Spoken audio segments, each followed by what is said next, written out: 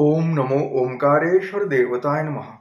ओम नमः शिवाय. ओम नमः शिवाय. अवधूत चिंतन श्री गुरुदेव दत्त. मंडळी, शंका समाधान या कार्यक्रमासाठी मी संगमेश्वरगिरी श्री क्षेत्र ओंकारेश्वर देवस्थान विलोद्यान जानेगाव इथून आपलं सर्वांचं हार्दिक स्वागत करतो. मंडळी, आज मी सकाळी मंदिर साफसफाई करत होतो. म्हणजे गाभारा, आजूबाजूचं थोडंसं ते उंबराचे झाड आहेत, कुठे त्याचा पाला पडतो, पिंपळाचं झाड आहे, तर ते साफसफाई करत होतो. खूप लवकर गेलेलो होतो मी. तेवढ्यामध्ये मी साफसफाई करत असताना एक व्यक्ती आली. आणि व्यक्ती आली म्हटली, महाराज तुम्ही झाड लोक तुम्ही करतात? कोण करील?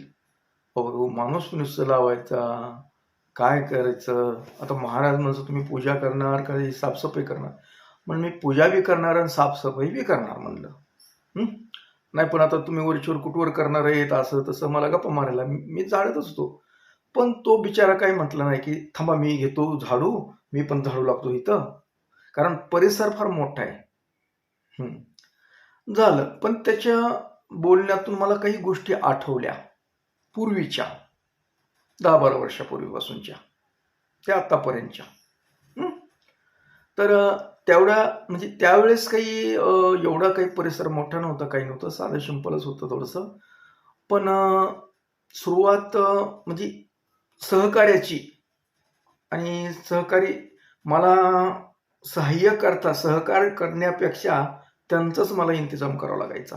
ही आलेली किस्से सांगणार आहे तुम्हाला मुद्दाम.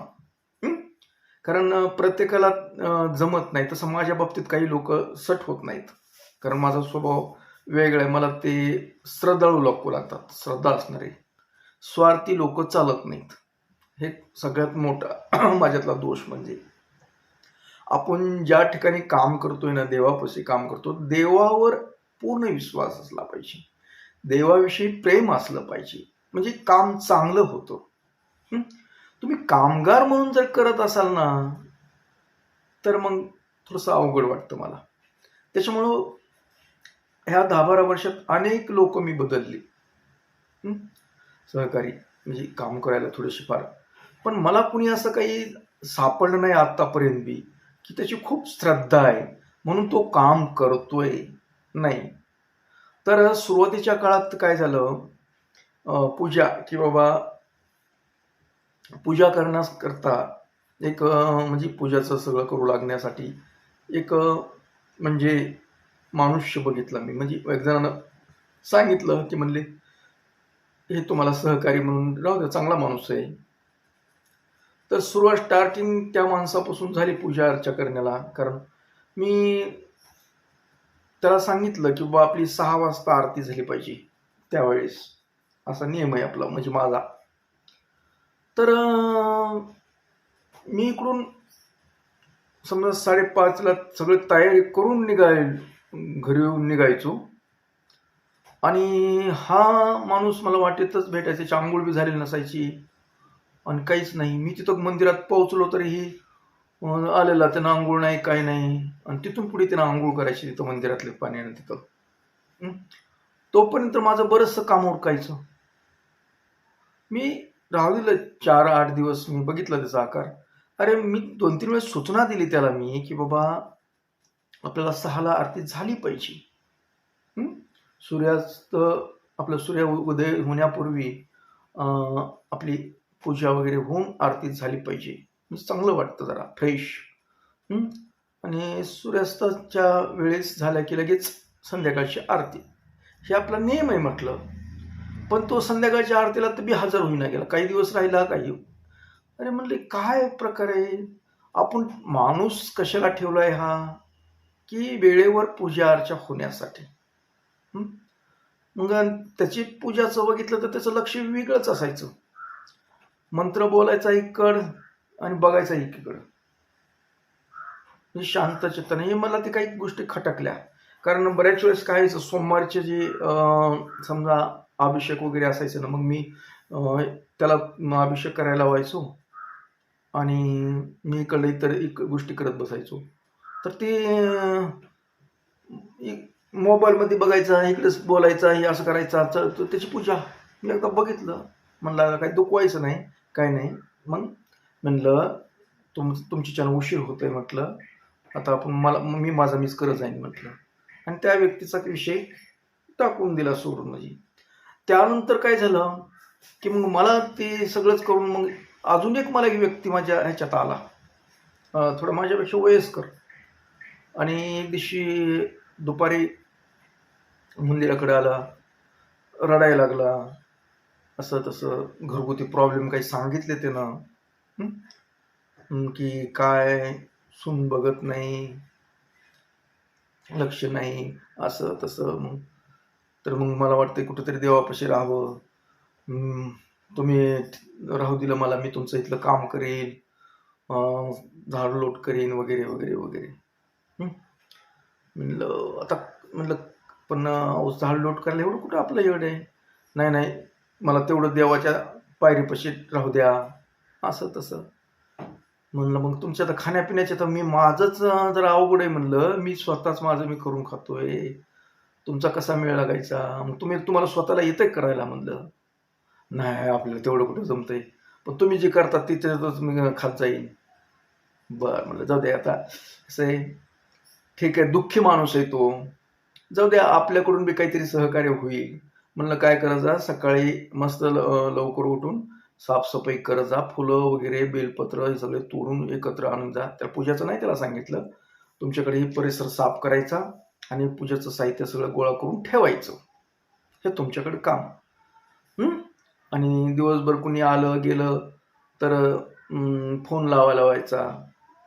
त्याला एक फोन दिला मी, आणि म्हणलं ही फोनवर मला सांगायचं आले ते असं तसं. झालं आमचं ठरलं. मग आता त्याच्या पुढचं काय म्हणले, मग माझ्या खाण्यापिण्याचं कसं करायचं. म्हणलं मी तिकडून आल्यानंतर तुम्हाला चहा देतो, नाश्ता देतो, 10-11 जेवण देतो. मी आता जेवणाचं दुःख माझं काही नव्हतं, स्वतः काही करत नाही, पण आता म्हणलं बिचारा, आता आपल्यासारखं सगळेच नसतात, त्याच्या पोटापाण्याचं तर बघावं लागेल आपल्याला. मग मी म्हणलं 10 वाजता तुम्हाला जेवण देत जाईन, पुन्हा 12-1 वाजता एखादं म्हणजे सकाळीच करून ते खाजा डबा करून ठेवून जाईल, आणि संध्याकाळचं जेवण संध्याकाळी 4 वाजता एक चहा माझ्याबरोबर मी आलो की. मग मी जरी तिकडे गेलो दिवसभर तरी तुम्ही इथं बसत जा. हो. तर चालू झाली आमची रुटीन. आता तो मी येऊपर्यंत तो काहीच करत नव्हता, झोपेतून बी उठत नव्हता, म्हणजे नुसतंच आतून लोळत बसायचा. मी तिथून आल्यानंतर मग घंटा वाजले की मग ती चटकन उठून बसायचा. मग मला ऑर्डर सोडायचा, काय महाराज चहा करा बरं, अगोदर चहा करा, चहा पिल्याशिवाय मला काही सुचत नाही काम. झालं माझं, पूजा करायचं ते आवरायचं ते राहिलं वेळ, त्याला चहा करून द्यायचा. त्याला चहा द्यायचा, नंतर माझं मग तो चहा पिणार आणि दमाने प्रोसेस चालू करणार. तोवरचं तर मी फुलं बी गोळा करायचे, ते सगळं बेलपत्र आणणं, पाणी घेणं, चालू बी व्हायची पूजा. तर याचं झाडणंच होत नसं. झालं मग माझी पूजा आरती वगैरे झाली की म्हणायचा, बरं आज मला नाश्त्याला ही करा बरं का, शिरा करा. बर, आज मला नाश्त्याला अमुक करा, ह्या करा. त्याचं करायचं, सगळं करून द्यायचं, त्याला कवा खायचं तर खा म्हणायचं, मग माझं मी निघून जायचं. असं 1-2 महिने मी केलं, आणि मला एवढं आरी पडावं लागायला लागलं त्याच्या. काम बघितलं तर ह्याचं मला सकाळी कुठल्याच मापात बसायचं, ह्याचे ना देवावर श्रद्धा ना फिरदा काही नाही, फक्त खाऊन मस्त तंबाखू चोळीत बसायचा तिथं. आणि आपला रोड आहे तिथं जवळच, की त्या मंदिर सोडायचं आणि तिकडे रोडला जाऊन आपला गप्पा मारीत कुणी गप्पा मारीत बसायचं. आता कोण इकडे मंदिराकडे आलं काय गेलं काय, पण मी एकदा जरा अचानक मध्येच येऊन बघितलं तर ते तसला त्याचा कार्यक्रम दिसला. मी दिसलो लांबून की लगेच तर लगे मंदिरात व्हायचा. आणि मग डबा आणलाय का, झालंय का, आत्ता म्हटलं. अरे म्हणलं बाबा, मनाला ह्याच्याच आरी पडावं लागलं मला. नाश्ता कर, चहा कर, सकाळचं जेवण कर, दुपारचं जेवण कर, संध्याकाळचं जेवण दे बनवून. म्हणजे मी कशासाठी ठेवलं याला, की माझ्या कामामध्ये सोडवणूक व्हावी म्हणून. हं? म्हणलं ही आता काय उपयोगाचं नाही. मग त्याच्या वरची काम चुकारपणा, गप्पा मारीत बसणं, इकडं आपलं काम म्हणजे तिथलं मंदिरात सोडून इकडे तिकडं फिरणं हे दिसायला लागलं. म्हणजे मी माणूस तिथं कशाला कोणी आलं गेलं आपल्याकडे आलं तर सांगावं म्हणून ठेवलेलं तिथं. तो हा इकडेच कुठंतरी आज कुठं गेला, आज गेलाच गेलाय, आज कुठं गाणपूरलाच गेलाय, आज कुठं तिकडे गेलाय, पाहुण्याकडेच गेलाय, आज कुठं गावातच आलाय, गावात पान आणायचं होतं, अमुक आणायचं होतं, बिडी आणायची होती, यात त्याचे म्हणलं. मग हळूहळू मी जरा टाळाटाळ करायला चालू केली. म्हणजे त्याचं जे खाणं-पिणं आहे ना, त्याला पैसे नव्हते काही. पण खाणं-पिण्याचं जे होतं ते उशीर मी मुद्दामच म्हणलं उशीर करायचा. म्हणजे चहा बघतो ना तिथं, तुम्ही किती उशीर, मला किती तलप आली होती आणि तुम्ही आलात उशिरा एवढं. म्हणलं मला काम होतं, असं होतं, वाटत भेटलं वगैरे, वगैरे काहीतरी गप्पा मारायच्या. मग त्याला असं केलं की त्याला काही बोललो नाही मी त्याला. तुम्ही असं का करतात, तसं का करतात? मी माझी कृती केली चालू. टाईमावर द्यायचंच नाही म्हणलं त्याला आता. बरोबर तुम्ही काय वेळेवर मला खायला पोटाला मिळायला गेलं आणि कशाला राहू बाबा मी इथं. म्हणलं मग मला होत नाही हो एकट्याला सगळं. मी तुम्हाला मग एक दिवशी म्हणलं मी तुम्हाला काम मला सहकार्य करण्यासाठी ठेवलं आणि तुम्ही मलाच काम सांगायलात राव म्हणलं. मला होतंय का? मला काम होत नाही म्हणून तर मी तुम्हाला सहकारी म्हणून ठेवलं ना. नाही पण आता माझ्या पोटाला वेळेला भेटणं गेलंय, काय होईना गेलंय आणि काय करावं आम्ही? म्हणलं मग काय करा, माझ्याच्यानं काही तुमच्या टायमाला होत नाही, तुम्ही तुमचा निर्णय घेणे. झालं, गेलं माणूस सुटून. ही झालं मागच्या. त्यानंतर काय वाटलं, आता मला असा माणूस पाहिजे होता, की त्याची देवावर श्रद्धा, भक्ती करणारा माणूस पाहिजे होता. कारण काय असतं, महादेवावर भक्ती असेल माझ्या, तर तो काम करू शकेल चांगला. स्वार्थी लोक असतील तर ते काम होत नाही. त्याचा स्वार्थ असेल तर तो काम करेल तिथं. मग एक नंतर दुसरं बी म्हणजे एक बघितलं अजून पोरग एक. मग मी त्याला खाणं पिणं, त्याचं कपडे त्याचं बी तेवढं बी घेतलं. 2 वर्ष त्याला बघितलं ट्रायल करून, यायचं थोडंसं. पण त्याच्याच आडी पडावं लागलं मला बी. काय करावं म्हणलं. बरं आता म्हणलं ही माणसंच नको. पण अजून मध्ये बी एक ठेवलं होतं, त्याचे बी ऐट. आपण नसल्यानंतर आलेल्या लोकांना नीट बोलणं नाही, काय नाही, काय सांगणं. मग ती तक्रारी यायला लागल्या. त्यानंतर मग जाऊ दे बरं म्हणलं, हे माणसंच नको, आपण आपलं करत जाऊ. मग माझ्या माहितीनं 2000 नाही 19 मध्ये काय की बहुतेक. मग म्हणलं आपण आता, पूर्वी होते शिष्य वगैरे, आता आपलं सहाय्य पियाचं नको. आपले शिष्य जे आहेत त्या शिष्यांनाच एखादा, आपलं त्यातलं जे शिष्य आहेत त्याच्यातलंच एखादं निवडावं आणि त्यांना आपल्या शिष्याला त्याची सेवा बी होईल. आणि त्याच्या काय अडचणी असतील, घरगुती असतील, काय असतील, आर्थिक असेल, काय असेल, ते आपण त्या दूर कराव्या आणि त्याला इथं काम कधी आपलं सकाळ संध्याकाळ हे आपलं करायला राहू द्यावं. म्हणून मी एकदा म्हणजे एक समजा हे होते, तिला सहारा नसणारी व्यक्ती होती, स्त्री होती ती. ती होऊनच आलते आपल्याकडे, आपण होऊन नव्हतो. म्हणजे आपल्याला दीक्षा घ्यायची म्हणलं दीक्षा देतो, तुमचे काय जे असतील ते प्रश्न पण सोडवतो, पण माझं तुम्हाला काम करावं लागेल.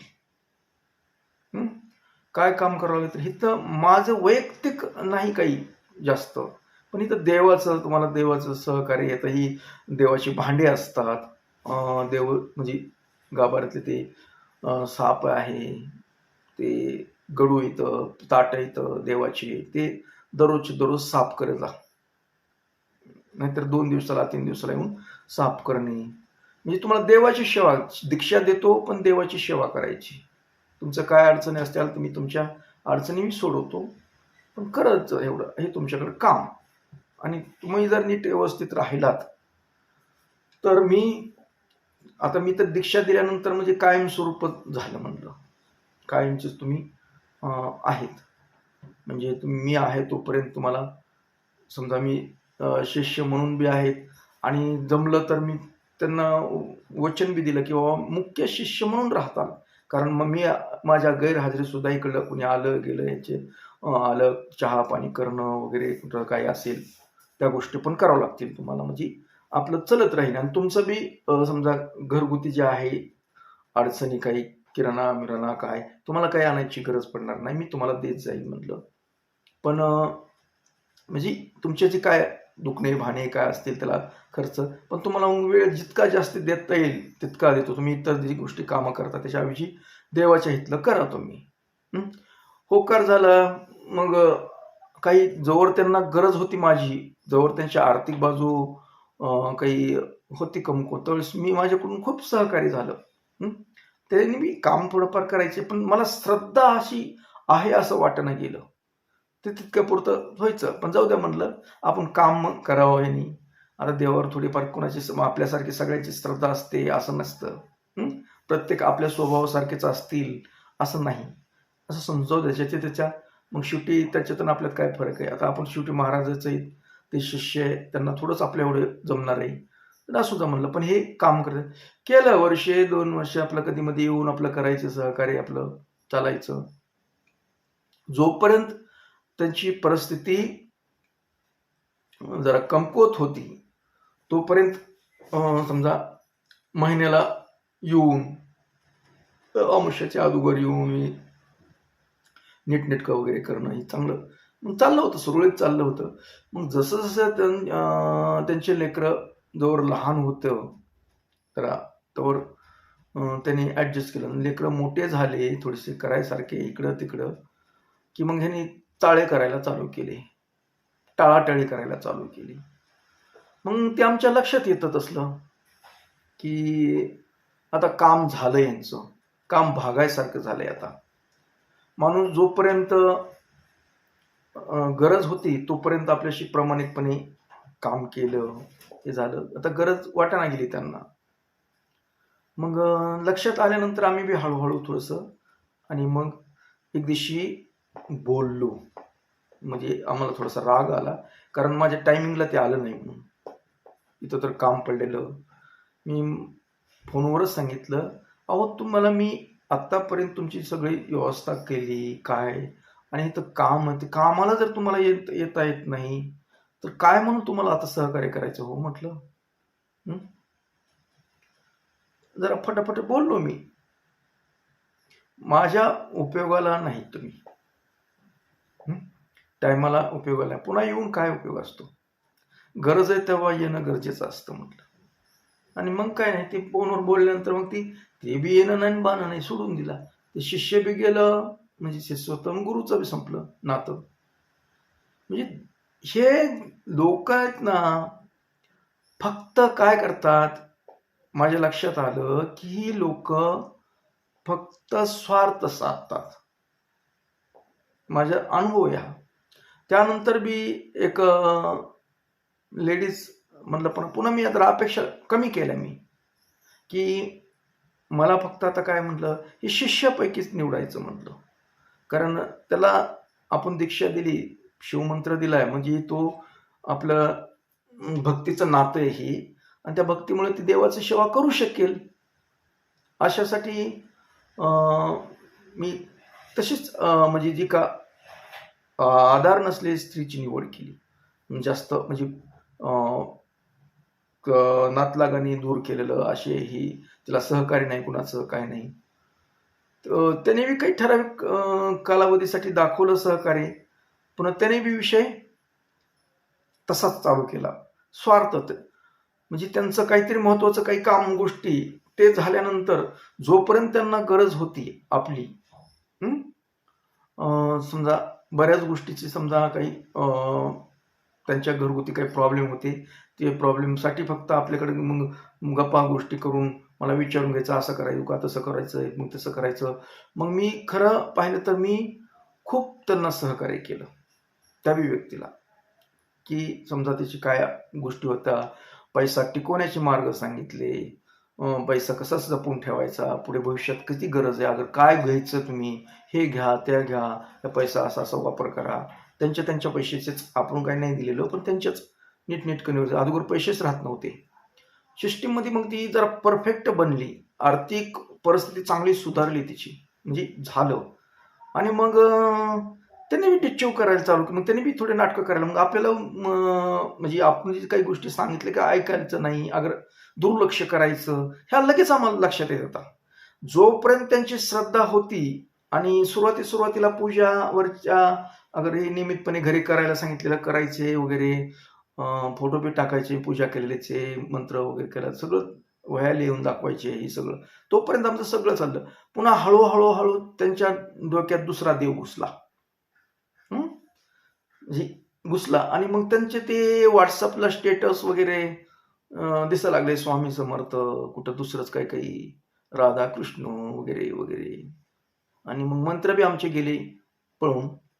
लक्षात आलं, आम्ही त्यांना जास्त पुन्हा नाही बोलायचं म्हणलं. ह्यांचं आता शिवभक्तीवरलं मन उडलेलं आहे आणि आता आपली गरज नाही त्यांना, हे बरोबर ओळखलं.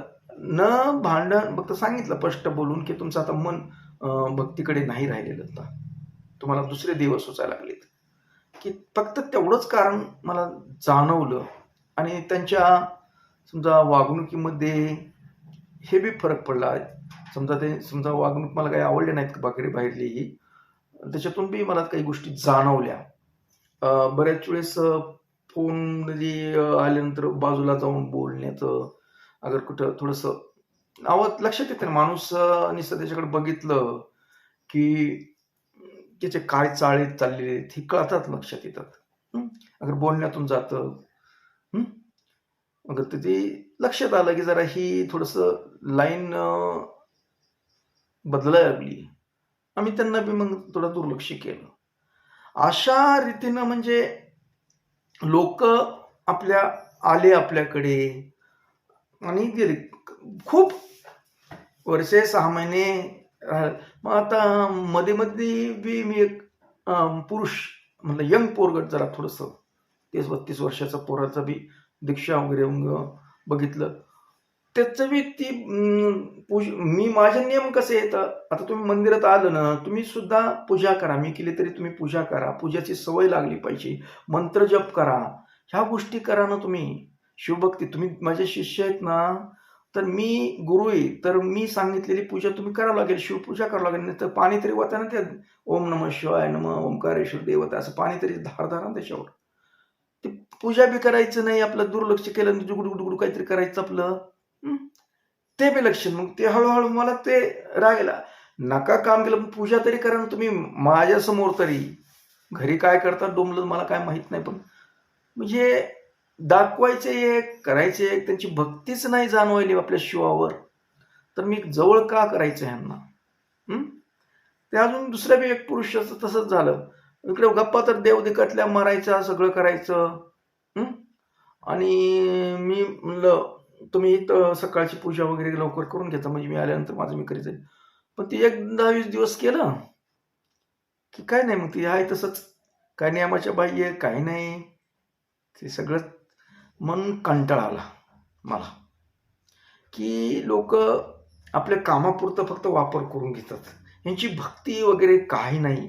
ह्या गोष्टी मला जाणवायला. म्हणून मी आता जवळ करणं, अगर त्याला काम सांगणं, ही बंदच केलं. आलं करायचं, करू जा, कोणी करायचं तर करी जा. आपण त्यांना म्हणायचं बी नाही काही काम कर म्हणून, काही नाही. जसं करतील तसं. आपलं सकाळी लवकर उठणे, मी आता धरलंय, सकाळी उठणे, आपलं चाळलोट आपलं करणे. कुणी आलं करायचं असले करू जा, नाही करत. जेवढं आपल्याला पूजा उशीर झाला तर पटकीने आटपून घेणं, आपलं पूजा अर्चा, आरती वगैरे करणं. कुणी आले बोलणं, गप्पा गोष्टी करणं, काय त्यांचं असतील समस्या सोडवणं. संध्याकाळी 4-5 वाजता जाणं, मंदिर साफसफाई करणं, आरती संध्याकाळची करणे, आपलं संध्याकाळी घरी येणे, घरची पूजा करणे, मंत्र जपाला बसणे. हे म्हणजे रुटीन चालू केली की आपण करायचं आता म्हटलं. म्हणून मी ती सकाळी त्या माणसाला दिसलो, मी एकटाच हे करायला. तसं मी पूर्वी कधी करतच होतो. तर काय, दुसऱ्यावर विसंबून राहून देव होत नाही, भक्ती होत नाही. आणि कधीही काम करायचं, देवाचं काम करायचं, त्याची श्रद्धा असली पाहिजे. काम म्हणून काम नाही, मी एक देवाची श्रद्धा आहे म्हणून हे काम करतोय. आणि देवापाशी काही नसतं, ती देवाची पूजा केली म्हणूनच देव पावतो असं काय नाही. देवाकडे खूप काम आहे. तर देवाचं मंदिर सफाई असते, देवा तिथलं परिसर साफसफाई करणे वगैरे, इथलं इतर काही गोष्टी असतात, स्वयंपाकाचे असतात, तिथं काही करणे, ह्या गोष्टी देवाची भक्तीच आहे त्याच्यामध्ये सुद्धा. ह्या गोष्टी त्या लोकांना सांगून सुद्धा यांच्यात काही परिणामच होत नाही. फक्त आपला स्वार्थ बघतात. नुसता स्वार्थासाठी देवदेव करतात. आणि स्वार्थासाठी देवदेव करून नाही चालत. तुम्ही शेवटी कसं आहे, पैसा वगैरे अशा गोष्टी या गरजासाठी लागतो, मान्य आपण, मी त्याच्यासाठी मी द्यायला पण तयार असतो काही. पण तुमच्या देवावर विश्वास असणं गरजेचं आहे, देवाविषयी प्रेम असणं गरजेचं आहे. तर मला आनंद आहे त्याच्यात. तुम्ही बिना देवभक्तीचे करणारे, भक्ती नसणारे लोक माझ्यापाशी टिकू शकत नाहीत. जर तुम्ही कोणाला वाटलं, म्हणजे मला मी हे सांगायचं कारण म्हणजे कुणाला जरी वाटतं की महाराज करावं असं, पण तुमची कुणाची जरी इच्छा असली तरी तुमची अगोदर माझ्या देवावर, शिवावर भक्ती असली पाहिजे.